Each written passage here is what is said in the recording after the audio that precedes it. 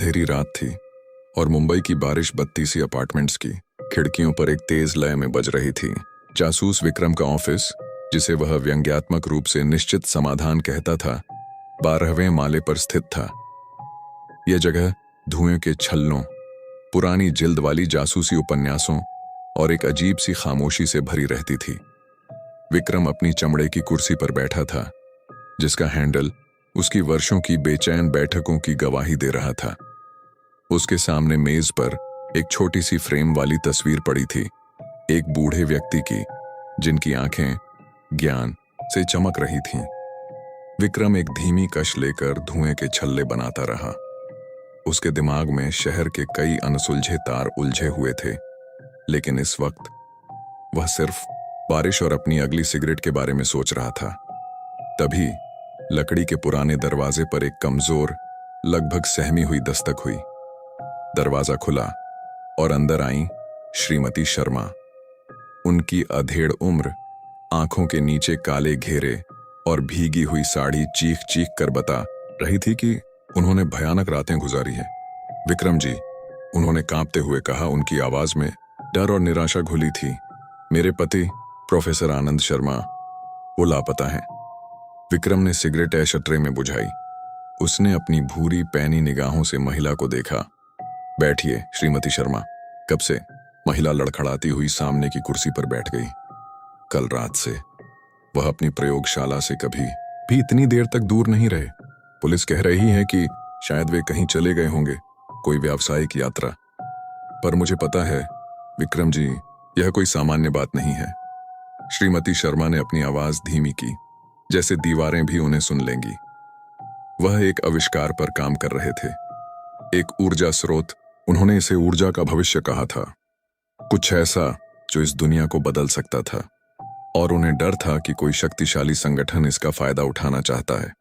महिला ने अपने पर्स से एक छोटी पुरानी जमाने की चाबी निकाली। यह उनके बटुए में थी।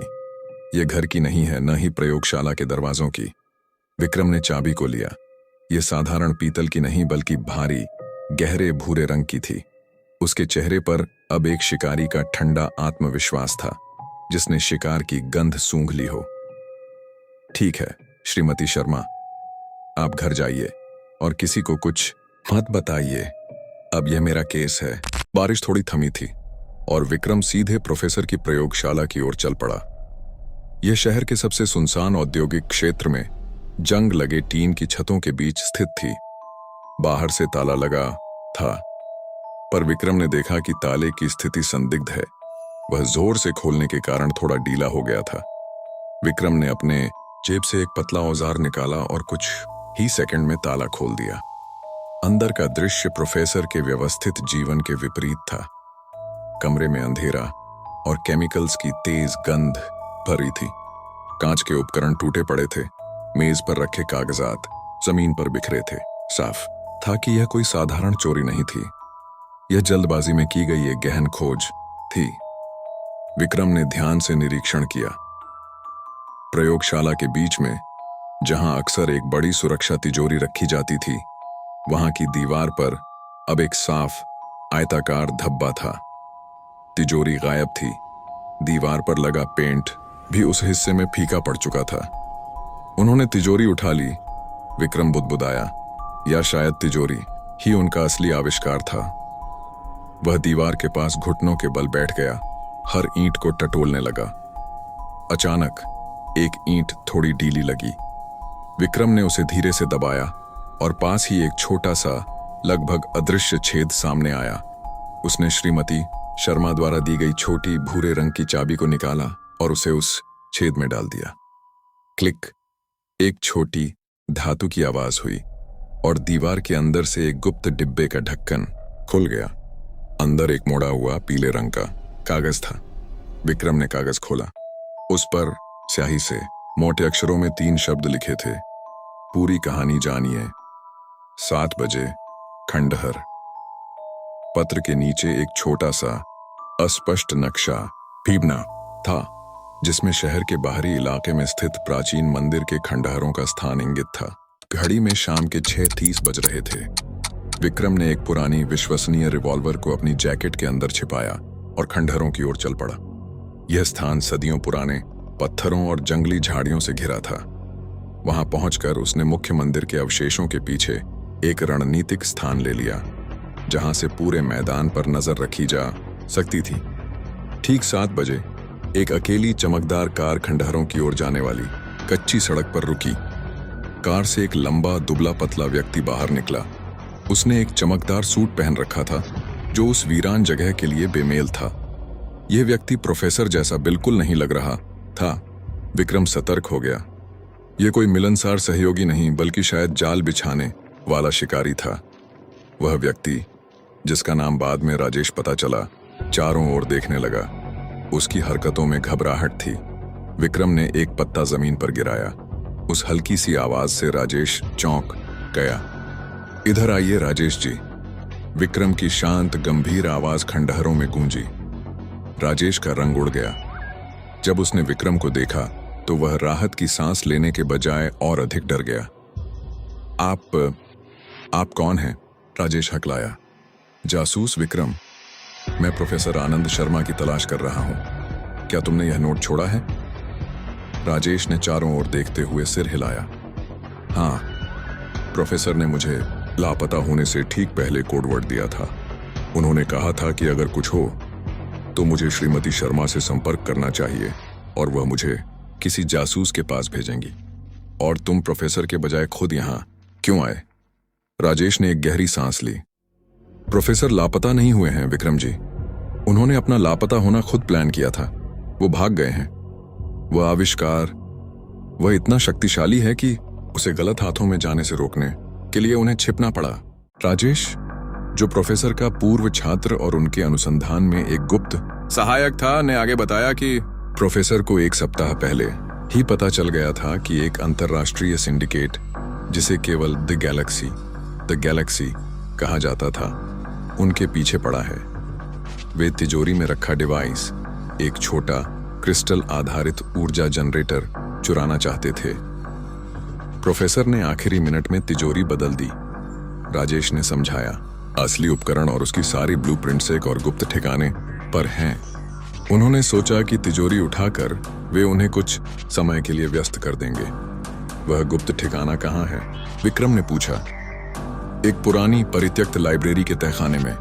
हम यहाँ इसलिए मिले क्योंकि प्रोफेसर जानते थे कि सिंडिकेट मेरा पीछा करेगा और वे चाहते थे कि आप मेरे यहाँ आने का ट्रैक करके असली ठिकाने तक पहुंचे। वह एक जाल था, विक्रम ने समझा। उन्होंने तुम्हें मोहरे के रूप में इस्तेमाल किया। राजेश ने अपना सिर झुकाया। शायद, लेकिन अब हमें तुरंत प्रोफेसर को वहां से निकालना होगा। दोनों लाइब्रेरी की ओर भागे। तहखाने में धूल और किताबों के बीच प्रोफेसर आनंद शर्मा एक छोटी सी मेज पर काम कर रहे थे। उनके चेहरे पर थकावट थी, पर आंखों में वही पुरानी चमक थी। तुम आ गए विक्रम, प्रोफेसर ने मुस्कुराते हुए कहा। मैंने चाबी का संकेत इसलिए छोड़ा था ताकि कोई भरोसेमंद व्यक्ति ही मुझ तक पहुंचे। मैंने अपनी पत्नी पर इतना भरोसा किया कि वह तुम्हें ही भेजेगी। प्रोफेसर ने मेज पर रखे उपकरण की ओर इशारा किया। एक छोटा नीला क्रिस्टल जो धीमी स्थिर ऊर्जा से चमक रहा था। यह आनंद ऊर्जा है। यह दुनिया के ऊर्जा संकट को खत्म कर सकती है, लेकिन अगर यह गलत हाथों में चली गई तो यह विनाश का हथियार बन जाएगी। तभी तहखाने के ऊपर से कार के टायरों की तेज आवाज आई। बहुत देर हो गई, प्रोफेसर ने फुसफुसाया। वे आ गए।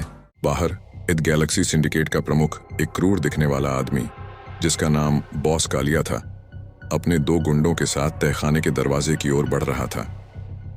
शर्मा जी, बाहर निकलो। मैं जानता हूं कि तुम वहीं हो। कालिया ने दरवाजे पर जोर से लात मारी। प्रोफेसर घबराए हुए थे। विक्रम, मैं इसे नष्ट करने जा रहा हूं। यह सुरक्षित नहीं रहना चाहिए। रुकिए। विक्रम ने तेजी से मेज पर पड़े कागजात का एक बंडल उठाया। राजेश, तुम प्रोफेसर को पीछे के निकास से बाहर निकालो।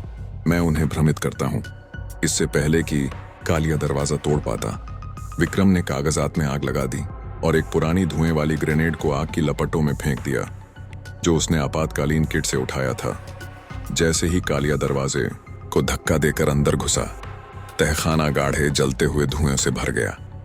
कालिया खांसने लगा और चिल्लाया, भाग गए, इन्हें ढूंढो। विक्रम धुएं का फायदा उठाकर दूसरी दिशा में भागा। उसने अपनी रिवॉल्वर से एक खाली फायर किया, जिससे कालिया को लगा कि वह मुख्य निकास की ओर जा रहा है। इसी बीच राजेश और प्रोफेसर आनंद शर्मा पुराने सीक्रेट निकास से बाहर निकल चुके थे। विक्रम भी तेजी से बाहर निकला और सड़क पर उनकी इंतजार कर रही एक पुरानी टैक्सी में कूद गया। कुछ देर पीछा करने के बाद वे सिंडिकेट को चकमा देने में सफल रहे। विक्रम ने प्रोफेसर और श्रीमती शर्मा को शहर के एक दूर दराज अति सुरक्षित गुप्त स्थान पर पहुंचाया। उसने उच्च स्तर के सरकारी अधिकारियों से संपर्क साधा, जिन्होंने आनंद ऊर्जा की सुरक्षा का जिम्मा लिया। उन्होंने प्रोफेसर के काम को गोपनीय तरीके से आगे बढ़ाने का वादा किया। अगले दिन सूरज उग चुका था और बारिश पूरी तरह से थम गई थी। विक्रम अपने ऑफिस में वापस बैठा था। मेज पर अब भी प्रोफेसर की तस्वीर थी, पर अब वह मुस्कुराते हुए लग रहे थे। यह सिर्फ एक गुमशुदगी का केस नहीं था, यह ऊर्जा के भविष्य को बचाने की लड़ाई थी। द गैलेक्सी अभी भी बाहर थी, लेकिन जासूस विक्रम ने पहला राउंड जीत लिया था। अब बस इंतजार था अगली दस्तक का।